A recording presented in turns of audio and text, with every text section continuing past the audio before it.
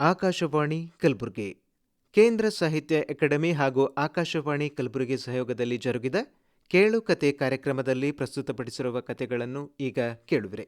ನಾಲ್ಕನೆಯದಾಗಿ ಮಹಾಂತೇಶ್ ನವಲ್ಕಲ್ ಅವರು ಪ್ರಸ್ತುತಪಡಿಸಿರುವ ಕಥೆ ದೇವಾನಾಂ ಪ್ರಿಯನಾಗುವತ್ತ. ಕಥೆಯ ಹೆಸರು ದೇವಾನಾಂ ಪ್ರಿಯನಾಗುವತ್ತ. ಎಲ್ಲರಿಗೂ ತಲೆಗೇನದ, ಕಳಿಂಗ ಯುದ್ಧದಿಂದ ಅಶೋಕ ದೇವಾನಾಂ ಪ್ರಿಯನಾಗುವತ್ತ ಹೋಗ್ತಾನ ಅಂತದು. ಬಟ್ ನನ್ನ ಕಥೆಯಲ್ಲಿ ಅದಕ್ಕಿಂತ ಪೂರ್ವದಲ್ಲೇ ಆಗಿದ್ದ ಅಂತ ಅನ್ನೋದು ಒಂದು ಸ್ಟೋರಿ ಇದೆ. ಆ ಹಿನ್ನೆಲೆಯಲ್ಲಿ ಈ ಕತೆ. ಆ ಹುಡುಗ ಅರಮನೆಯ ಒಳ ಪ್ರವೇಶಿಸಿದೊಡನೆ ಅಶೋಕ ಸಾಮ್ರಾಟರ ಮೈಯಲ್ಲಿ ವಿದ್ಯುತ್ ಸಂಚರಿಸಿದಂತಾಯಿತು. ಎಲ್ಲೋ ನೋಡಿದ ಮುಖ, ಬುದ್ಧ ಗುರುವಿನ ಕಿವಿಗಳಂತೆ ಕಿವಿಗಳು ಅಗಲವಾಗಿವೆ. ತೇಜೋಪುಂಜವಾದ ಮುಖಕಮಲದಲ್ಲಿ ಎರಡು ಶಾಂತ ಆರತಿಯಂತೆ ಉರಿಯುತ್ತಿರುವ ಬೆಳಕಿನ ಕಂಗಳು. ಈ ಭರತಖಂಡದ ಒಡೆಯನಿಗೆ ಎರಡು ಕೈಗಳ ಮುಗಿದು ತಮ್ಮ ಆತಿಥ್ಯಕ್ಕೆ ಏನು ಬೇಕು ಎಂದು ಆ ಬಾಲಕನೆದುರು ನಿಂತಿದ್ದರು. ಆ ಹುಡುಗ ಕ್ಷಣ ನಕ್ಕು ಆತಿಥ್ಯದ ಪದವನ್ನು ತನ್ನ ಮುಂದೆ ಹೇಳಿದ್ದಕ್ಕೆ ಮತ್ತೆ ಕೇಳಿದ್ದಕ್ಕೆ ಅಲ್ಲೇ ಮೂಲೆಯಲ್ಲಿದ್ದ ನೀರಿನ ಹೊಂಡದಲ್ಲಿ ಕಿವಿ ತೊಳೆದುಕೊಂಡು ಬಂದು ಮತ್ತೆ ಆಸೀನನಾದ. ಬೌದ್ಧ ಧರ್ಮದಲ್ಲಿ ಆತಿಥ್ಯ ಎಂಬ ಪದಗಳಿಗೆ ಅಂತಹ ಮಹತ್ವವಿಲ್ಲ. ಆಹಾರಕ್ಕಾಗಿ ಭಿಕ್ಷಾಟನೆ, ಶಯನಕ್ಕಾಗಿ ವಿಹಾರ, ದೇಗುಲಗಳು, ತೃಷೆಗಾಗಿ ಬೊಗಸೆ ನೀರು, ಇಷ್ಟು ಸಾಕು. ಆ ಹುಡುಗನ ಕಣ್ಣು ಮೂಲೆಯಲ್ಲಿ ನೇತು ಹಾಕಿದ್ದ ಖಡ್ಗದತ್ತ ಹೊರಳಿತು.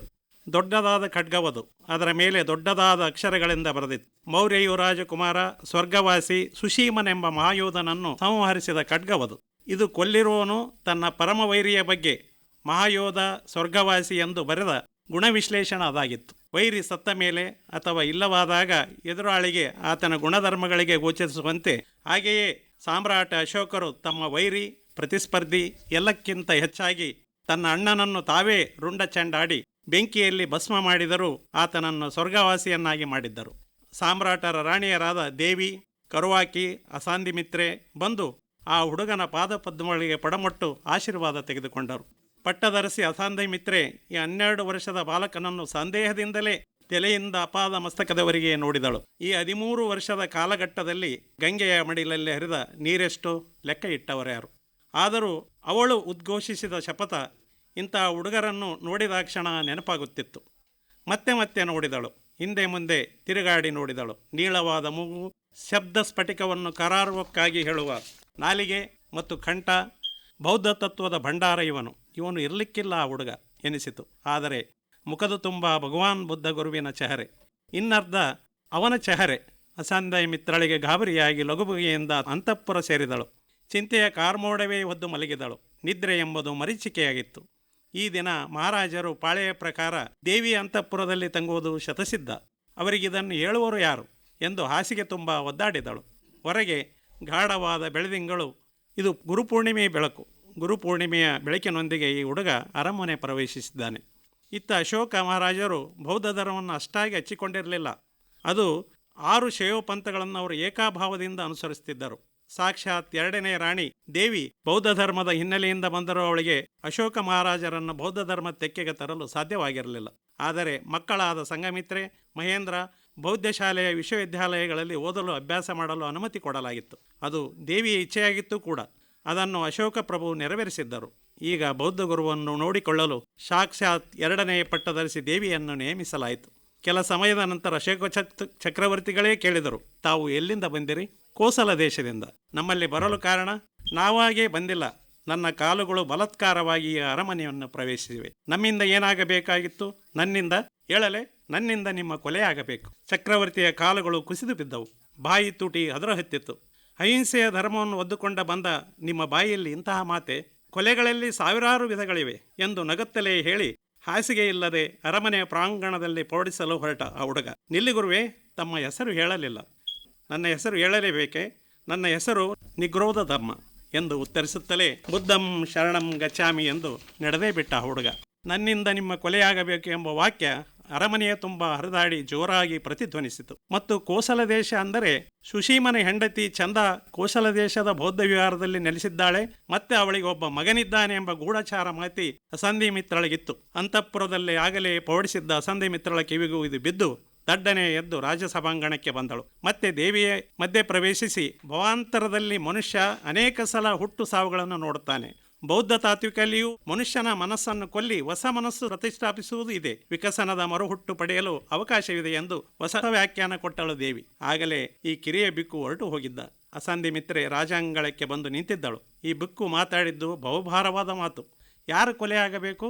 ಮಹಾರಾಜರ ಕೊಲೆ ಆಗಬೇಕು. ದೇವಿ, ನೀ ಎಲ್ಲರನ್ನೂ ನಂಬುತ್ತಿ, ಎಲ್ಲರನ್ನೂ ಒಳಗೆ ಬಿಟ್ಟುಕೊಂಡು ಸಮಸ್ಯೆಯನ್ನು ಸೃಷ್ಟಿಸ್ತಿ. ಅವನು ಬೌದ್ಧನಾಗಿದ್ದರೊಂದೇ ಸಾಕು, ಎಲ್ಲದಕ್ಕೂ ವಿನಾಯಿತಿ. ಮಹಾರಾಜರತ್ತ ಹೊರಳಿ, ಮಹಾರಾಜರೇ, ನಿಮಗಿದು ಅರ್ಥವಾಗಲಿಲ್ಲ. ಅವನು ಯಾರೆಂದು ನಿಮಗೆ ತಿಳಿಯಿತೆ? ಇಲ್ಲ, ಅವನು ನಿಮ್ಮ ಮಗ, ಈಗ ಮೌರ್ಯ ಕುಲದ ನಿಮ್ಮ ನಂತರ ಸಿಂಹಾಸನಕ್ಕೆ ಬಾಧ್ಯನಾದವನು. ಅಸಂಧಿ ಮಿತ್ರೆ ಅಪಾರ ಬುದ್ಧಿಮತ್ತೆ ಇರುವ ರಾಣಿ ಎನ್ನುವುದು ಮಹಾರಾಜರಿಗೆ ಗೊತ್ತು. ಅದಕ್ಕಾಗಿ ಮೌರ್ಯ ಸಾಮ್ರಾಜ್ಯದ ಗೂಢಾಚಾರ ನೇತೃತ್ವ ವಹಿಸಿಕೊಂಡಿದ್ದಳು. ಮಹಾರಾಜರಿಗೆ ಗಾಬರಿಯಾಯಿತು. ಸಂಘಮಿತ್ರೆ, ಮಹೇಂದ್ರ ಮತ್ತು ಕುನಾಲ, ಜಪಾಕ, ತಿವಾರ, ಚಾರುಮತಿ ಇವರೆಲ್ಲವೇ ತನ್ನ ಮಕ್ಕಳು. ತನ್ನ ಜೊತೆ ಜಗಳ ಮಾಡಿಕೊಂಡು ಕುರುಡನಾಗಿ ಹೋದ ಕುನಾಲ ಒಬ್ಬನೇ ತಮ್ಮಿಂದ ದೂರವಾದವನು. ಅವನಂತೂ ಇವನಲ್ಲ. ಅಸಂಧಿ ಮಾತುಗಳು ನಿಖರ ಪ್ರಖರವಾಗಿರುತ್ತವೆ ಎಂಬುದು ದಿಟ. ಆದರೆ ಈ ಬಾಲಕ ಖಂಡಿತ ತನ್ನ ಮಗನಲ್ಲ ಎಂದು ಮನ ಹೇಳುತ್ತಲೇ ಇತ್ತು. ಆಗಲೇ ಮಧ್ಯರಾತ್ರಿ ಕಳೆದು ಮುಂಜಾವು ಮಂಜು ಕೆಡವಲು ಸಜ್ಜಾಗಿತ್ತು. ಹೊರಗಡೆ ಇರುವ ದೇವದಾರ ಮರಗಳಿಂದ ಒಂದೇ ಸಮ ಕೋಗಿಲೆ, ಮನೆಗಳಿಂದ ಕೋಳಿಗಳು ಕೂಗುತ್ತಲೇ ಇದ್ದವು. ಅಶೋಕನಿಗೆ ಇನ್ನೂ ಕುತೂಹಲ ಹೆಚ್ಚಾಯಿತು. ಅಸಂಧಿ, ದಯವಿಟ್ಟು ಇವನು ಯಾರು ಹೇಳು. ಅಸಂಧಿ ಮಿತ್ರಳಿಗೆ ಬಹಳ ಹೊತ್ತು ಇದನ್ನು ಹಿಡಿದಿಟ್ಟುಕೊಳ್ಳಲು ಆಗಲಿಲ್ಲ. ಈತ ನಿಮ್ಮಣ್ಣ ಸುಶೀಮನ ಮಗ ನಿಗ್ರೋಧ. ಕೋಸಲೆಯ ಬೌದ್ಧಾಶ್ರಮದಲ್ಲಿ ಬೆಳೆದು ಇಲ್ಲಿಗೆ ಬಂದಿದ್ದಾನೆ. ಆತನ ಇನ್ನೊಂದು ಹೆಸರು ಬೌದ್ಧ ಬಾಲಗುರು ನಿಗ್ರೋಧಮ್ಮ. ಅಶೋಕ ಚಕ್ರವರಿಗೆ ಆಶ್ಚರ್ಯ, ಸಂತಸ, ಭಯ ಎಲ್ಲವೂ ಒಮ್ಮೆಲೇ ಉಕ್ಕಿ ಬಂತು. ಹೌದಾ, ನನ್ನಣ್ಣ ಸುಶೀಮನ ಮಗನೇ, ಶಿವನೇ ಎಂದು ದಡದಣೆ ಅವನು ಮಲಗಿದ್ದ ವರಾಂಡದ ಅಂಗಳಕ್ಕೆ ಬಂದು ನಿಂತು ಆಕಾಶಾಭಿಮುಖವಾಗಿ ಅನುಲೋಮ ಭೂಷಿತ ಕ್ರಿಯೆಯಿಂದ ಮಲಗಿದ್ದ ಮಗುವನ್ನು ನೋಡುತ್ತಲೇ ನಿಂತ. ಆಗ ತಾನೇ ತಾಯಿ ಹಾಲು ಕುಡಿದು ಮಲಗಿ ನಿದ್ರೆಯಲ್ಲಿ ಕಂಡ ಕನಸಿಗೆ ಪ್ರತಿಕ್ರಿಯಿಸುತ್ತಾನೆ ಎಂಬಂತೆ ನಿಗ್ರೋಧ ನಗುತ್ತಲೇ ಮಲಗಿದ್ದ. ಅಶೋಕನಿಗೆ ಅವನನ್ನು ಅನಾಮತ್ತು ಎತ್ತಿಕೊಂಡು ಹೋಗಿ ರಾಜಶಯಗ್ರಹದಲ್ಲಿ ಮಲಗಿಸಬೇಕೆಂದೆನಿಸಿತು. ಅಸಂಧಿ ಮಿತ್ರಳೇ, ಅದಕ್ಕಾಗಿ ನೀವು ಕಾಯಬೇಕು, ಈಗ ಅವಸರ ಬೇಡವೆಂದು ತೊಡೆದು ನಿಲ್ಲಿಸಿದಳು. ದೇವಿಯಂತೂ ಸಂತಸದಿಂದ ಕುಣಿದಾಡಿದಳು. ಅಕ್ಕ ಚಂದಾಳ ಮಗ, ಮಾಮ ಸುಶೀಮನ ಮಗ ಮರಳಿ ತನ್ನ ಜಾಗಕ್ಕೆ ಬಂದಿದ್ದು ಅವಳಿಗೆ ಸಂತಸವಾಗಿತ್ತು. ಆದರೆ ಗೂಢಾಚಾರ ಮನ ಹೊಂದಿದ್ದ ಅಸಂಧಿ ಮಿತ್ರಳಿಗೆ ಯಾವುದನ್ನು ಬಹುಬೇಗನೆ ನಂಬುವ, ಮನನ ಮಾಡಿಕೊಳ್ಳುವ, ಈಗ ಭಾವನಾತ್ಮಕವಾಗಿ ಅಪ್ಪಿ ಮುದ್ದಾಡುವುದರಿಂದ ಬಹುವಾಗಿ ದೂರ ಉಳಿದಳು. ಎರಡನೇ ರಾಣಿ ದೇವಿ ಇಲ್ಲೇ ಪೌಡಿಸಿದ್ದರಿಂದ ಮಹಾರಾಜರು ಇಂದು ಅಸಂಧಿ ಮಿತ್ರಳ ಜೊತೆ ಕಾಲ ಕಳೆಯಲು ಆಕೆ ಅರಮನೆಯ ಪ್ರವೇಶಿಸಿದರು. ಮನೋಭೂಮಿಕೆಯಲ್ಲಿ ವಿಚಿತ್ರ ತಳಮಳ. ಚೈತ್ರ ಮುಗಿದು ಕಾಲ ಬದಲಾಗಿತ್ತು. ವೈಶಾಖದ ಕಾಲ ಸಮುದ್ರ ಉಕ್ಕೇರುವ ಕಾಲ. ಅದರಂತೆ ಅಶೋಕ ಚಕ್ರವರ್ತಿಯ ಅರಮನೆ ಅಂತಃಪುರದಲ್ಲಿ ಎಷ್ಟು ನೀರು ಕುಡಿದರೂ ತಳಮಳಿಸಿದರೂ ಯಾರಿಗೂ ಗೊತ್ತು. ಆಮೇಲೆ ಪೂರ್ಣಚಂದ್ರನಂತಿರುವ ಆ ಬಾಲಕನನ್ನು ನೋಡಬೇಕೆನಿಸಿತು. ಮತ್ತು ಅಂತಃಪುರದಿಂದ ಆ ಬಾಲಕ ಮಲಗಿದ್ದ ವರಾಂಡಕ್ಕೆ ಬಂದು ನಿಂತರು. ಕರುಳು ಚುರ್ರು ಎಂದಿತು. ಇಡೀ ಭರತಖಂಡ ಉತ್ತರಾಧಿಕಾರಿಯಾಗಬೇಕಾದವನು ಹೀಗೆ ಬರೇ ಮೈಯಲ್ಲಿ ನೆಲದ ಮೇಲೆ ಮಲಗಿದ್ದು ನೋಡಿ ಶಿವನೇ ಎಂದು ಪರಿತಪಿಸಿದರು. ಅವನ ಮುಂದೆ ಕುಳಿತುಕೊಳ್ಳಬೇಕೆನಿಸಿತು. ಅಲ್ಲೇ ಕುಳಿತುಕೊಂಡರು. ಆಗಲೇ ತಾಸುಗಟ್ಟಲೆ ನೋಡುತ್ತಾ ಕುಳಿತರು. ದೇವಿಯೇ ಬಂದು, ನೀವು ನಿಗ್ರೋಧನನ್ನು ಬಹುವಾಗಿ ಹಚ್ಚಿಕೊಂಡರೆಂದು ಕಾಣುತ್ತದೆ ಎಂದಳು. ಇವರ ತಂದೆ ಸುಶೀಮನಿಗೂ ತಮಗೆ ಒಂದು ಸುಂದರ ಸಂವಹನ ಸಾಧ್ಯವಾಗಲೇ ಇಲ್ಲ. ಎರಡೂ ದ್ವೇಷದ ಜ್ವಾಲಾಮುಖಿಗಳು ಯಾವಾಗಲೂ ಸಂಘರ್ಷದಲ್ಲೇ ಕಳೆದವು. ಆದರೆ ಇವನು ಶಾಂತ ಪರಂಜ್ಯೋತಿ ಮೂರ್ತಿಯಾಗಿ ಅಶೋಕ ಸಾರ್ವಭೌಮರಿಗೆ ಕಾಣಿಸಿದ. ಹೊರಗೆ ಗುರವಂಕಳ ಹಿಂಡು ಒಂದು ಗ್ವಾರ್ ಗ್ವಾರ್ ಎಂದು ಒದರುತ್ತಿದ್ದವು. ಮತ್ತೆ ಇವನನ್ನು ನೋಡುತ್ತಾ ನಿಂತರು. ಅಸಂಧಿ ಮಿತ್ರೆ ಅಂತಃಪುರದಿಂದ ನೇರವಾಗಿ ಇಲ್ಲಿಗೆ ಬಂದಳು. ನೀವು ಹೀಗೆ ಕುಳಿತರೆ ನಿಗ್ರೋಧನಿಗೆ ಎಚ್ಚರವಾಗುತ್ತಿದೆ, ನಡೀರಿ ಮಲಗಿಕೊಳ್ಳೋಣ ಎಂದು ಕೈ ಹಿಡಿದು ಕರೆದುಕೊಂಡು ಹೋದಳು. ನಿಮ್ಮನ್ನು ಕೊಲ್ಲಲು ಬಂದಿದ್ದೇನೆ ಎಂಬ ವಾಕ್ಯ ಮತ್ತೆ ಆಕೆ ಕಿವಿಯಲ್ಲಿ ಇನ್ನೂ ರಿಂಗಣಿಸುತ್ತಿತ್ತು. ಹಾಸಿಗೆಯ ಮೇಲೆ ಬಿದ್ದೊಡನೆ ಪ್ರಭುಗಳಿಗೆ ತಾವು ಮತ್ತು ಅಣ್ಣ ಸುಶೀಮರ ಮಧ್ಯೆ ನಡೆದ ಘನಘೋರ ಯುದ್ಧ ನೆನಪಿಗೆ ಬಂತು. ಆ ಯುದ್ಧದ ಅವಶ್ಯಕತೆಯೂ ಇರಲಿಲ್ಲ.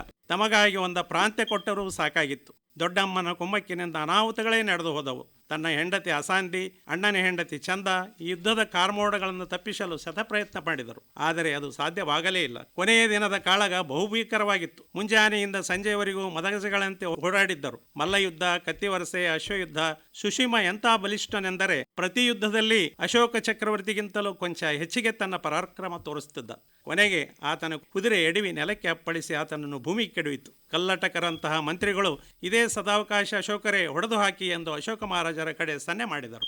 ಆಗ ಹರಿತವಾದ ಖಡ್ಗವನ್ನು ಅವನಿಗೆ ಬೀಸಿದರು. ಅದು ರುಂಡವನ್ನು ಮುಂಡದಿಂದ ಬೇರ್ಪಡಿಸಿತು. ಆಗಿಂದಾಗಲೇ ರುಂಡ ಮತ್ತು ಮುಂಡವನ್ನು ಉರಿಯುತ್ತಿರುವ ಬೆಂಕಿಗೆ ಹಾಕಿದರು. ಸುಶೀಮ ಬೂದಿಯಾಗಿದ್ದ. ಅಂದೇ ಸಂಜೆ ಅಶೋಕ ಪ್ರಭುಗಳು ಸಿಂಹಾಸನ ಹೇರಿದ್ದರು. ಅವರ ಅತ್ತಿಗೆ ಸುಶೀಮನ ಹೆಂಡತಿ ಸುಶೀಮನ ಚಿತಾಭಸ್ಮವನ್ನು ಕೈಯಲ್ಲಿ ಹಿಡಿದು ಬಂದಿದ್ದಳು. ಆಕೆಯ ಬಸಿರಿನಲ್ಲಿ 6 ತಿಂಗಳ ಮಗುವಿತ್ತು. ನೀನು ನಿನ್ನ ಸ್ವಾರ್ಥಕ್ಕಾಗಿ ನಿಮ್ಮ ಅಣ್ಣನ ಕೊಂದಿದ್ದಿ. ನಿನಗೆ ಎಂದೂ ಒಳಿತಾಗುವುದಿಲ್ಲ. ಸೂರ್ಯಚಂದ್ರ ಇರುವರೆಗೂ ನಿನಗೆ ನರಕ ಪ್ರಾಪ್ತಿಯಾಗಲಿ ಎಂದು ಶಾಪದೋಪಾದಿಯಲ್ಲಿ ಉಸಿರಿದಳು. ಆಗ ಅವರು ಆಕೆಗೆ ಸಮಾಧಾನ ಮಾಡಲು ನೋಡಿದರು. ತಾಳ್ಮೆಯಿಂದ ಇರು ಅತ್ತಿಗೆ, ಏನೋ ನಡೆಯಬಾರದ ಘಟನೆ ನಡೆದಿದೆ. ನೀವು ಇದೇ ಅರಮನೆಯಲ್ಲಿ ನನ್ನ ಮತ್ತೊಬ್ಬ ತಾಯಿಯಾಗಿರಿ. ನನಗೆ 3 ತಾಯಿಯರು ಇದ್ದಾರೆ. 4ನೇ ತಾಯಿಯಾಗಿ ಇಲ್ಲಿರಿ. ಆದರೆ ನೀವೊಬ್ಬರು ನಿಮ್ಮ ನಿರ್ಧಾರದಂತೆ, ನಿಮ್ಮ ನಿರ್ದೇಶದಂತೆ ನಾನು ರಾಜ್ಯಭಾರ ಮಾಡುತ್ತೇನೆ ಎಂದು ಕಾಲು ಹಿಡಿದು ಬೇಡಿಕೊಂಡರು. ಅಸಂಧಿ, ದೇವಿ ಎಲ್ಲರೂ ಆಕೆಯನ್ನು ರಮಿಸಲು ಆಕೆಯ ಸುತ್ತಲೂ ನೆರೆದು ಸಮಾಧಾನ ಮಾಡಿದರು. ಆದರೆ ಆಕೆ ಹಠ ಒಂದೇ ಆಗಿತ್ತು, ತನ್ನ ಗಂಡನನ್ನು ಕೊಂದವನ ವಿರುದ್ಧ ಸೇಡು ತೀರಿಸಿಕೊಳ್ಳುವುದು. ಹೊರಗೆ ರಂಪರ ಮಳೆ ಸುರಿಯುತ್ತಿತ್ತು. ಗಿಡ ಮರಗಳು ತರಗಲೆಗಳಂತೆ ಭೂಮಿಗೆ ಬೀಳುತ್ತಲಿದ್ದವು. ಗುಡುಗು ಸಿಡಿಲು ವಾತಾವರಣದಲ್ಲಿ ಕಠೋರ ಶಬ್ದವನ್ನು ಹುಟ್ಟುಹಾಕಿದ್ದವು. ಆಕೆಯ ಶಾಪ ಆ ಕಠೋರ ಸಿಡಿಲು ಗುಡುಗುಳು ಒಂದಾಗಿದ್ದವು. ತನ್ನ ಹೊಟ್ಟೆಯ ಮೇಲೆ ಕೈಯಿಟ್ಟು ಹೇಳಿದ್ದಳು, ನೀನು ಹೇಗೆ ನನ್ನ ಗಂಡ ಸುಶೀಮನನ್ನು ಕೊಲ್ಲಿದೆಯೋ ಅದೇ ರೀತಿ ನನ್ನ ಮಗ ಮುಂದೆ ದೊಡ್ಡವನಾದ ಮೇಲೆ ನಿನ್ನ ಕೊಲ್ಲುತ್ತಾನೆ. ನಿನ್ನ ಅರಮನೆಯ ಮುಂದೆ ಅಗ್ಗಷ್ಟಿಕೆ ಹಾಕಿ ನಿನ್ನನ್ನು ಸುಡಲಾಗುವುದು. ಅಲ್ಲಿವರೆಗೆ ನನ್ನ ಕೈಯಲ್ಲಿರುವ ನನ್ನ ಗಂಡನ ಚಿತಾಭಸ್ಮವನ್ನು ಹಾಗೆಯೇ ಜೋಪಾನ ಮಾಡಿ ಇಟ್ಟುಕೊಂಡಿರುತ್ತೇನೆ. ನಿಮ್ಮಿಬ್ಬರ ಚಿತಾಭಸ್ಮವನ್ನು ಒಂದೇ ದಿನ ಗಂಗೆಯಲ್ಲಿ ಬಿಡಲಾಗುವುದು ಎಂದು ಗರ್ಜಿಸಿ ಆ ಮಳೆಯಲ್ಲಿ ಪಾಟೀಲಪುತ್ರದ ಬೀದಿಯಲ್ಲಿ ನಡೆಯುತ್ತಾ ಮಾಯವಾದಳು. ಈಗ ಸುಮಾರು 13 ವರ್ಷಗಳ ನಂತರ ಆಕೆಯ ಹಾಗೂ ಸುಶೀಮನ ಮಗ ನಿಗ್ರೋಧ ಇಲ್ಲಿ ಬಂದಿದ್ದಾನೆ. ಅವನು ತನ್ನ ಹೆಸರನ್ನು ನಿಗ್ರೋಧಮ್ಮ ಎಂದು ಬದಲಿಸಿಕೊಂಡಿದ್ದಾನೆ. 2ನೇ ರಾಣಿ ದೇವಿ ಬಹು ಕೆಲವಾಗಿದ್ದಳು. ಆದರೆ ಅಸಾಂದಿಗೆ ಒಂದು ಸಂದೇಹ ಇದ್ದೇ ಇತ್ತು. ಇವನು ಏನು ಹೇಳಿದರೂ ಇವನು ವೈರಿಯ ಮಗನೇ. ಮರುದಿನ ರಾಜ್ಯಸಭೆಯಲ್ಲಿ ನಿಗ್ರೋಧಮ್ಮ ಅಶೋಕರ ಪಕ್ಕದಲ್ಲೇ ಕುಳಿತುಕೊಂಡಿದ್ದ. ಅಶೋಕ ಮಹಾರಾಜರೇ ಒತ್ತಾಯ ಮಾಡಿ ಕುಳ್ಳಿರಿಸಿಕೊಂಡಿದ್ದರು. ಅಲ್ಲಿ ಆತ ಬುದ್ಧ ಹೇಳಿದ 4 ಉದಾತ್ತ ಸತ್ಯಗಳನ್ನು ಹೇಳಿದ್ದ. ಅದನ್ನು ಕೇಳಿ ವಿದ್ವತ್ ಪ್ರಪಂಚ ಗಾಬರಿಯಾಯಿತು. ದುಃಖದ ಸತ್ಯ, ದುಃಖಕ್ಕೆ ಕಾರಣವಾದ ಸತ್ಯ, ದುಃಖದ ಅಂತ್ಯವನ್ನು ಆ ಹುಡುಗ ಬೆಣ್ಣೆಯೊಳಗೆ ಕೂದಲನ್ನು ಬಿಡಿಸುವಂತೆ ಬಿಡಿಸುತ್ತಲೇ ಹೋದ. ಆ ಸಂದರ್ಭದಲ್ಲಿಯೇ ಮೌರ್ಯದಂಡ ನಾಯಕ ಮಹಾವಿಸ್ಮಯ ಶೃಂಗ ಒಳಬರುವ ಮುಂಚೆ ಆತ ಅತಿ ತುರ್ತು ನಿಬಂಧನಾ ಜಾಗಟೆಯನ್ನು ಬಡಿದು ಒಳಬಂದಿದ್ದ. ಕ್ಷಣ ಹೊತ್ತು ರಾಜ ನಿಗ್ರೋಧಮ್ಮನ ಅನುಮತಿ ಪಡೆದು ಅವನ ಜೊತೆ ಚರ್ಚೆಗೆ ಕುಳಿತರು. ಕಳಿಂಗದ ರಾಜ ಅನಂತ ಪದ್ಮನಾಭ ನಮ್ಮ 2,000 ಸೈನ್ಯವನ್ನು ಮತ್ತು 2 ಉಪದಂಡ ನಾಯಕರನ್ನು ಸೆರೆ ಹಿಡಿದಿದ್ದಾನೆ. ನಾನು ಹೇಗೆ ತಪ್ಪಿಸಿಕೊಂಡು ಬಂದಿದ್ದೇನೆ, ಏನು ಮಾಡುವುದು ನೀವೇ ಹೇಳಿ ಎಂದಾಗ ಅಶೋಕರ ಮೈಯಲ್ಲಿ ಮತ್ತೆ ಬಿಸಿ ರಕ್ತ ಸಂಚಾರವಾಯಿತು. ಅವರು ಮತ್ತೆ ಕ್ಷುದ್ರರಾದರು, ಆರ್ಭಟಿಸಿದರು. ತನ್ನ 4 ಲಕ್ಷ ಸೈನ್ಯ ಕಳಿಂಗದ ಮೇಲೆ ಈಗಿಂದೀಗಲೇ ದಾಳಿ ಮಾಡುವ ಅಗತ್ಯವನ್ನು ಒತ್ತಿ ಹೇಳಿದರು. ಆಗ ಮತ್ತೆ ನಿಗ್ರೋಧಮ್ಮ ಮಧ್ಯೆ ಪ್ರವೇಶಿಸಿ, ಇದು ಯುದ್ಧದ ಸಮಯವಲ್ಲ, ನಿಮಗೆ ಸೋಲಾಗಬಹುದು ಎಂದು ಎಚ್ಚರಿಸಿದ. ಸೋಲಾಗಬಹುದು ಎಂದೊಡನೆ ಅಶೋಕನಿಗೆ ಕ್ಷಣ ಹಿಂಜರಿಕೆಯಾಯಿತು, ಗಾಬರಿಯಾದ. ಈ ಹುಡುಗನ ಬಗ್ಗೆ ಕೊಂಚ ನಂಬಿಕೆ ಬೆಳೆಸಿಕೊಂಡಿದ್ದ ಅಶೋಕ ಯೋಚಿಸುತ್ತಿದ್ದರು. ಮಹಾವಿಸ್ಮಯ ಶೃಂಗ ಏನೋ ಹೇಳಲು ಬಂದ. ಆಗ ನಿಗ್ರೋಧನೇ ಹೇಳಿದ, ಮಹಾವಿಸ್ಮಯ ಶೃಂಗರೇ, ಅನಂತ ಪದ್ಮನಾಭರು ಯುದ್ಧ ಬೇಡವೆಂದರೂ ನೀವು ಯಾಕೆ ದಂಡೆತ್ತಿ ಹೋದಿರಿ? ಅವರಿಗಿಂತ ನಿಮಗೆ ಯುದ್ಧ ಬೇಕಾಗಿದೆ, ಯುದ್ಧ ಫಲಾಪೇಕ್ಷೆ ಆಗಿರ್ವಿ. ಅನಂತ ಪದ್ಮನಾಭನಿಗೆ ಬೇಕಾಗಿದ್ದು ಸ್ವಾತಂತ್ರ್ಯವಾಗಿರಲು ಬಿಡಿ ಎಂದ. ಅವರ ವಂಶದವರ ಜೊತೆ ಯುದ್ಧ ಮಾಡುತ್ತಾ ಚಂದ್ರಗುಪ್ತ ಮೌರ್ಯರು ಸೋತಿದ್ದಾರೆ. ನಮ್ಮ ತಾತ ಬಿಂದುಸಾರ ಮಹಾರಾಜರು ಸೋತಿದ್ದಾರೆ. ಈ ಯುದ್ಧ ಯಾರಿಗೂ ಒಳಿತನ್ನು ಮಾಡುವುದಿಲ್ಲ. ನನ್ನ ತಾತ ಎಂದು ನಿಗ್ರೋಧ ನಾಲಿಗೆ ಕಚ್ಚಿಕೊಂಡ. ಮನದಲ್ಲಿ ಬುದ್ಧಗುರುವನ್ನು ಧ್ಯಾನಿಸಿದ. ಈಗ ಅಶೋಕ ಮಹಾರಾಜರಿಗೆ ಇವನು ಅಣ್ಣನ ಮಗ ಎಂಬುದು ಇನ್ನೂ ಖಾತ್ರಿಯಾಯಿತು. ಮಹಾವಿಸ್ಮಯ ಶೃಂಗ, ಪ್ರಭುಗಳೇ, ತಮ್ಮ ಆಜ್ಞೆಗೆ ಕಾಯುತ್ತಿದ್ದೇನೆ ಎಂದು ಹೇಳಿದ.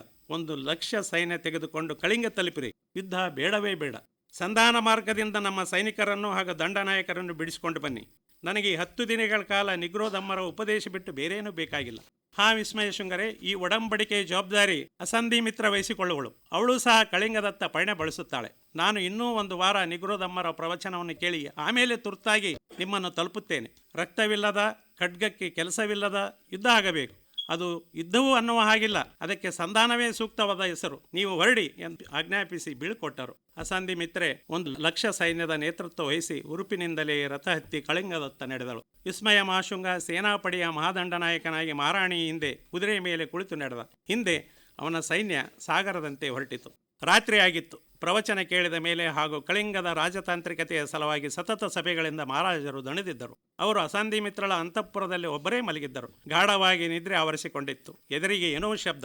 ಒಮ್ಮೆಲೆ ಕಣ್ಣು ತೆರೆದರು. ಬಿಳಿಯ ಪಂಚೆ ಒಟ್ಟು ಒಂದು ಆಕೃತಿ ಅವರ ಮುಂದೆ ನಿಂತಿತ್ತು. ದಿಗ್ಗನೇ ಎದ್ದು ಕುಳಿತರು. ಅದೇ ಸುಶೀಮನ ಮಗ ನಿಗ್ರೋಧ ತಮ್ಮ ಅಂತಃಪುರ ಪ್ರವೇಶಿಸಿ ಎದುರಿಗೆ ನಿಂತಿದ್ದಾನೆ. ಅವನು ಇಂದು ಕಾಷಾಯಂಬರ ಬಿಟ್ಟು ಬರೀ ಬಿಳೆ ಬಟ್ಟೆಯ ಮೇಲೆ ಬಂದಿದ್ದಾನೆ. ಅಶೋಕರಿಗೆ ನಿಜವಾಗಿಯೂ ಗಾಬರಿಯಾಯಿತು, ಭಯವಾಯಿತು. ಬೌದ್ಧ ಕುಟೀರಗಳಲ್ಲಿ ಆತ್ಮರಕ್ಷಣೆಗಾಗಿ ದೇಹವನ್ನು ಕಬ್ಬಿಣವಾಗುವ ವಿದ್ಯೆಯನ್ನು ಕಲಿಸಲಾಗುತ್ತದೆ ಅಂತ ಅದನ್ನು ಕಲಿತು ತನ್ನ ಮುಗಿಸಲು ಬಂದಿರುವನೇನೋ ಎಂದು ಮನದಲ್ಲಿ ಯೋಚಿಸಿದರು. ನಿನ್ನ ಖಡ್ಗ ಕತ್ತಿ ತೆಗಿ, ನನ್ನ ಕೊಂದು ಬಿಡು. ನಿನ್ನ 10 ದಿನದ ಬೋಧನೆಯ ದಕ್ಷಿಣೆ ಕೊಡಬೇಕಲ್ಲ ನಾನು, ಅದು ನನ್ನ ಸಾವೇ ಆಗಲಿ ಎಂದು ಕೈ ಮುಗಿದು ನಿಂತರು. ಪೊಟರೆಯಲ್ಲಿರುವ ಪಾರಿವಾಳಗಳು ಗುಟ್ರು ಹಾಕುತ್ತಾ ಹೋದವು. ಆ ಹುಡುಗನಿಗೆ ನಗು ಬಂತು. ಚಿಕ್ಕಪ್ಪ ಎಂದು ದೀರ್ಘವಾದ ಸ್ವರದಿಂದ ಹೇಳಿದ. ಕೊಲ್ಲುವುದು ರಾಜನ ಕೆಲಸ, ಬೌದ್ಧ ಸನ್ಯಾಸಿಯದು ಬದುಕಿಸುವ ಕೆಲಸ. ನನಗೆ ಕಾಶಾಂಬರ ಬಟ್ಟೆ ಹಾಕಿಕೊಂಡು ರಕ್ತ ಸಂಬಂಧಗಳ ಜೊತೆ ಮಾತಾಡಲು ನಿಬಂಧನೆಗಳಿವೆ. ಅದಕ್ಕಾಗಿ ಬಿಳಿ ಬಟ್ಟೆ ಧರಿಸಿಕೊಂಡು ನಿನ್ನ ಮಗನಾಗಿ ಇಲ್ಲಿಗೆ ಬಂದಿದ್ದೇನೆ. ಎಂದು ಅಶೋಕನನ್ನು ಬಿಗೆಯಾಗಿ ಅಪ್ಪಿಕೊಂಡ. ತನ್ನ ತಂದೆಯನ್ನು ಅಪ್ಪಿಕೊಂಡಷ್ಟೇ ಆನಂದವಾಯಿತು ನಿಗ್ರೋಧನಿಗೆ. ಅಶೋಕರಿಗೆ ಖುಷಿಯಾಯಿತು. ಆ ಹುಡುಗನ ಕೈಗಳನ್ನು ಗಟ್ಟಿಯಾಗಿ ಹಿಡಿದುಕೊಂಡು ತನ್ನ ನಂತರದ ಈ ಸಾಮ್ರಾಜ್ಯದ ಆಡಳಿತಕ್ಕಾಗಿ ನೀನು ಬರಬೇಕೆಂದು ಬೇಡಿಕೊಂಡರು. ಆ ಹುಡುಗ ನಕ್ಕ. ಪುನರ್ಭವದಿಂದ ಪಾರವಾಗುವ ಮಾರ್ಗ ಹುಡುಕುತ್ತಿದ್ದೇನೆ. ನೀನು ನನಗೆ ಕತ್ತಿ ಗುರಾಣಿ ಕೊಟ್ಟು ಯುದ್ಧ ಮಾಡುವ ಕನಸಿನ ಆಯುಧ ಕೊಡ್ತೀಯ? ಚಿಕ್ಕಪ್ಪ, ನಾನು ರಾಜನಾಗುವ ಮಾತು ಮರೆತು ಬಿಡು ಎಂದು ಹೇಳಿದ. ನನ್ನ ಅತ್ತಿಗೆಯಲ್ಲಿದ್ದಾರೆ ಎಂದು ಕೇಳಿದರು ಅಶೋಕರು. ತನ್ನ ತಾಯಿ ಅದೇ ಆಶ್ರಮದಲ್ಲಿ ಎಲ್ಲ ಬಿಕ್ಕುಗಳಿಗೆ ತಾಯಿಯಾಗಿ ಆನಂದವಾಗಿದ್ದಾಳೆ. ನಾನು ಪರ್ಯಟನ ನೆಪದಲ್ಲಿ ಇಲ್ಲಿಗೆ ಬಂದಿದ್ದೇನೆ. ಅಂದು ಬೆಳಗಿನವರೆಗೂ ಕರಳು ಬಳ್ಳಿಯ ವಿಷಯಗಳು, ರಾಜಕೀಯ, ಸಾಮಾಜಿಕ ವಿಷಯಗಳು, ಧಾರ್ಮಿಕ ವಿಷಯಗಳು ಚರ್ಚಿಸಿ ಅಲ್ಲೇ ಪವಡಿಸಿದರು. ಅಶೋಕ ಮಹಾರಾಜರಿಗೆ ಒಂದು ನಿರಮ್ಮಳ ಭಾವ ಸಾಮೀಪ್ಯದಲ್ಲೇ ಸುತ್ತಾಡುತ್ತಲಿತ್ತು. ಅತ್ತ ಅಸಾಂದಿ ಮಿತ್ರ ಹಾಗೂ ಮಹಾವಿಸ್ಮಯ ಸಿಂಗ್ ಆಗಲೇ ಮಹಾಸೈನ್ಯದೊಂದಿಗೆ ಕಳಿಂಗ ತಲುಪಿದ್ದರು. ಅಸಾಂದಿ ಮಿತ್ರೆ ಅಶೋಕರ ಹಾಗೂ ನಿಗ್ರೋಧನ ಯಾವ ಮಾತುಗಳನ್ನು ಅಷ್ಟು ಗಂಭೀರವಾಗಿ ತೆಗೆದುಕೊಂಡಿರಲಿಲ್ಲ. ಆಕೆ ಅನಂತ ಪದ್ಮನಾಭನ ಯಾವ ಸಂಧಿಯ ಒಡಂಬಡಿಕೆಯನ್ನು ಒಪ್ಪಲಿಲ್ಲ. ಶರಣಾಗತಿ ಇಲ್ಲವಾದರೆ ಯುದ್ಧ ಎಂಬ ಸಂದೇಶದೊಂದಿಗೆ ಇವರು ದಯಾನದಿಯ ತಟ ತಲುಪಿದ್ದರು. ಅನಂತ ಪದ್ಮನಾಭ, ನಮ್ಮದು ಸಣ್ಣ ರಾಜ್ಯ, ಯಾಕೆ ದಾಳಿ ಮಾಡಲು ಮುಂದಾಗುತ್ತೀರಿ? ನಮ್ಮನ್ನು ಸ್ವತಂತ್ರವಾಗಿರಲು ಬಿಡಿ ಎಂದು ಸಂದೇಶ ಕಳಿಸಿದ. ಆದರೂ ಅಸಾಂದಿ ಮಿತ್ರೆ ಮಹಾವಿಸ್ಮಯ ಸಿಂಗ ಯುದ್ಧ ಘೋಷಿಸಿಯೇ ಬಿಟ್ಟರು. ಅದೇ ದಯಾನದಿ ಹಾಗೆಯೇ ತಣ್ಣಗೆ ಮಲಗಿಕೊಂಡಿತ್ತು. ಪಾಟೀಲಿ ಪುತ್ರದಿಂದ ಮತ್ತೆ 3 ಲಕ್ಷ ಸೈನಿಕರು ಬಂದು ಸೇರಿಕೊಂಡರು. ಅನಂತ ಪದ್ಮನಾಭನ 2 ಲಕ್ಷ ಸೈನ್ಯ, ಪಾಟೀಲಿ ಪುತ್ರದ 4 ಲಕ್ಷ ಸೈನ್ಯ ಮುಖಾಮುಖಿಯಾದವು. ದಯಾನದಿಯ ತುಂಬ ರಕ್ತದ ಮಡುವು. ಸತ್ತವರು ಯಾರು, ಉಳಿದವರು ಯಾರು? ಘೋರ ಸಂಘರ್ಷದ ಗಳಿಗೆ ಅದು. ಅಶೋಕ 8 ದಿನಗಳ ಕಾಲ ಪ್ರವಚನ ಮುಗಿಸಿ ವಿಶೇಷ ರಥದಲ್ಲಿ ಕಳಿಂಗ ತಲುಪಿದ್ದರು. ದಾರಿಯುದ್ದಕ್ಕೂ ನಿಗ್ರೋಧ ಹೇಳಿದ್ದ ಮಾತು ನೆನಪಿಗೆ ಬಂತು. ಯಾವ ಕಾರಣಕ್ಕೂ ಯುದ್ಧ ಮಾಡುವುದು ಬೇಡ. ಅನಂತ ಪದ್ಮನಾಭನನ್ನು ನಿಮ್ಮ ಸ್ನೇಹಿತನನ್ನು ಮಾಡಿಕೊಳ್ಳಿ. ಆತನ ಜೊತೆ ಇರಿ, ಆತ ನಿಮ್ಮ ಜೊತೆ ಇರುತ್ತಾನೆ. ಚಿಕ್ಕಪ್ಪ, ನಾನು ನಿಮಗೆ ಹೇಳುವುದು ಇಷ್ಟೇ, ಕಳಿಂಗೆ ಜೊತೆಗೆ ಯಾವ ಕಾರಣಕ್ಕೂ ಯುದ್ಧ ಮಾಡಬೇಡಿ. ನಿಮ್ಮ ಭವದ ಹಂಗು ಇನ್ನೂ ಹೊರದಿಲ್ಲ. ಮತ್ತೆ ಅನಾಹುತವನ್ನು ಹೆಗಲಿಗೆ ಹಾಕಿಕೊಳ್ಳಬೇಡಿ ಎಂದು ಎಚ್ಚರಿಸಿದ್ದ. ಆದರೆ ಇಲ್ಲಿ ನೋಡಿದರೂ ಈಗ ರಕ್ತ ಮಾಂಸದ ಗುಡ್ಡೆಗಳು. ಶಿವನೇ, ಏನಿದು ಅನಾಹುತ? 8 ಜನ ಮಹಾರಾಜನ ಭಂಟರು ವಿಕಾರವಾಗಿ ಸತ್ತು ಬಿದ್ದಿದ್ದರು. ತನ್ನ 1 ಲಕ್ಷ ಸೈನ್ಯ, ಅನಂತಭಾವನ 2 ಲಕ್ಷ ಸೈನ್ಯ ನಾಶವಾಗಿ ಹೋಗಿತ್ತು. ಯುದ್ಧದಲ್ಲಿ 2 ಕಡೆಯವರೂ ಸೋತಿದ್ದರು. ಕ್ಷಣ ಹೊತ್ತಿನಲ್ಲಿ ಅಸಾಂದಿ ಮಿತ್ರೆ ಮಹಾವಿಸ್ಮಯ ಸಿಂಗ ಜಯದ ಧ್ವಜ ಹಿಡಿದು ರಥದಲ್ಲಿ ಅಶೋಕ ಮಹಾರಾಜರಿದ್ದ ಸ್ಥಳಕ್ಕೆ ಬಂದರು. ಅಶೋಕರಿಗೂ ಇಬ್ಬರನ್ನು ನೋಡಿ ಬಹಳ ಸಿಟ್ಟು ಬಂತು. ಏನು ಮಾಡಿದಿರಿ ಅನಾಹುತ? ನಾವು ಸಂಧಿಗಾಗಿ ನಿಮ್ಮನ್ನು ಕಳಿಸಿದರೆ ನೀವು ಇಲ್ಲಿ ನರಕವೇ ಸೃಷ್ಟಿಸುತ್ತೀರಿ ಎಂದರು. ಅಸಾಂದಿ ಮಿತ್ರೆ, ಪ್ರಭು, ನಾವು ಗೆದ್ದಿದ್ದೇವೆ. ಅನಂತ ಪದ್ಮನಾಭನನ್ನು ಸೆರೆ ಹಿಡಿದಿದ್ದೇವೆ. ಅವರು ಸೈನ್ಯವನ್ನು ನಾಶ ಮಾಡಿದ್ದೇವೆ ಎಂದು ಸಂತಸದಿಂದಲೇ ಹೇಳಿದಳು. ಅಶೋಕನಿಗೆ ದುಃಖ ಉಮ್ಮಳಿಸಿ ಬಂತು. ನಾವು ಸೋತಿದ್ದೇವೆ. ಅರ್ಧ ಅಕ್ಷೋಹಿಣಿ ಸೈನ್ಯವನ್ನು ಕಳೆದುಕೊಂಡಿದ್ದೇವೆ. ಅವರ 1 ಅಕ್ಷೋಹಿಣಿ ಸೈನ್ಯ ನಾಶವಾಗಿ ಹೋಗಿದೆ. ನನಗೆ ಮುಖ ತೋರಿಸಬೇಡಿ, ಇಲ್ಲಿಂದ ಹೊರಡಿ ಎಂದು ಅನಂತ ಪದ್ಮನಾಭನನ್ನು ಬಿಡುಗಡೆಗೊಳಿಸಿ ಮತ್ತೆ ಪಾಟೀಲ ಪುತ್ರಕ್ಕೆ ಬಂದರು. ಅಶೋಕ ಸಾಮ್ರಾಟರಿಗೆ ಯಾಕೋ ಪಥ ಬದಲಾವಣೆ ಆಗುತ್ತಿದೆ ಅನಿಸಿತು. ಪಾಟೀಲ ಪುತ್ರ ಅರಮನೆ ತಲುಪಿದರು. ಲಕ್ಷಾಂತರ ಸೈನಿಕರು, ಸಾವು, ಹೆಣ್ಣು ಮಕ್ಕಳ ಆಕ್ರಂದನ, ಮಕ್ಕಳ ಬೋರಾಟ, ನರಳಾಟಗಳೆಲ್ಲ ತನ್ನ ಎದೆ ಮೇಲೆ ಕುಳಿದಂತಾಯಿತು. ಇತ್ತ ನಿಗ್ರೋಧ ತನ್ನ ತಮ್ಮ ತಂಗಿಯರಾದ ಮಹೇಂದ್ರ, ಸಂಗಮಿತ್ರಿಯನ್ನು ಕೂಡಿಸಿಕೊಂಡು ಅಬದಮ್ಮ ಪೀಠಿಕೆಯ ಮನಪಟಲದ ಸ್ವಾಭಾವಿಕ ಅಭಿವ್ಯಕ್ತಿಯ ಬಗ್ಗೆ ಚರ್ಚಿಸುತ್ತಿದ್ದ. ಮತ್ತು ಅಣ್ಣ ಕುನಾಲ ತನ್ನ ಹೆಂಡತಿಯಾದ ಕಾಂಚನಮಾಲಳೊಂದಿಗೆ ಅರಮನೆ ಸೇರಿದ್ದ. ಅದಮ್ಯ ಸಂಗೀತಗಾರನಾಗಿದ್ದ ಕುನಾಲ ಬೌದ್ಧ ಪೀಠಿಕೆಗಳಿಗೆ ರಾಗ ಹಾಕಿ ಚಂದವಾಗಿ ಹಾಡುವನಾಗಿದ್ದ. ಅಸಂಧ ಮಿತ್ರೆ ದಯಾನದಿಯಲ್ಲಿ ಜಿಗಿದಳೆಂದು ಮೀನುಗಾರರೇ ಆಕೆಯನ್ನು ಬದುಕಿಸಿದರೆಂದು ಸುದ್ದಿ ಬಂತು. ಮಹಾರಾಜರಿಗೆ ಈ ಭವರೋಗದಿಂದ ಮುಕ್ತವಾಗಬೇಕೆಂಬ ಹಂಬಲ ಉತ್ಕಟವಾಯಿತು. ಸಂಜೆ ಅರಮನೆಯ ಮುಂದೆ ನಿಗ್ರೋಧನೆ ಅಗ್ಗೆಷ್ಟಿಕೆಯ ಹಾಕಿ ಅಗ್ನಿ ಹೊತ್ತಿಸಿದ. ಅದರೊಳಗೆ ಅಶೋಕ ಚಕ್ರವರ್ತಿಗೆ ಕಟ್ಟಿಗೆ ಮೂರ್ತಿಯನ್ನು ಹಾಕಿ ಸುಡಲಾಯಿತು. ಆಮೇಲೆ ಅವರ ತಾಯಿ ಕೊಟ್ಟ ಅವರಪ್ಪ ಸುಶೀಮನ ಚಿತಾಭಸ್ಮವನ್ನು ಅದರಲ್ಲಿ ಹಾಕಲಾಯಿತು. ಆಮೇಲೆ 2 ಸೇರಿಸಿ ಗಂಗಾ ನದಿಯಲ್ಲಿ ಚಿತಾಭಸ್ಮದಲ್ಲಿ ವಿಸರ್ಜಿಸಲಾಯಿತು. ಅರಮನೆಯಲ್ಲಿ ಬುದ್ಧಂ ಶರಣಂ ಗಚ್ಚಾಮಿ ಎನ್ನುವ ತ್ರಿರತ್ನ ದಮ್ಮಪದ ಎಲ್ಲಾ ಕಡೆಯಿಂದಲೂ ಅನುರಣಿಸು ಹತ್ತಿತು. ನಿಗ್ರೋಧಮ್ಮನ ಜೊತೆ ಅಶೋಕ ದೇವಾನಾಂಪ್ರಿಯನಾಗುವತ್ತ ದಾಪುಗಾಲು ಇಡಹತ್ತಿದ. ಧನ್ಯವಾದ. ಇದುವರೆಗೆ ಮಹಂತೇಶ್ ನವಲ್ಕಲ್ ಅವರು ಪ್ರಸ್ತುತಪಡಿಸಿರುವ ದೇವಾನಾಂಪ್ರಿಯನಾಗುವತ್ತ ಕಥೆ ಮೂಡಿಬಂತು.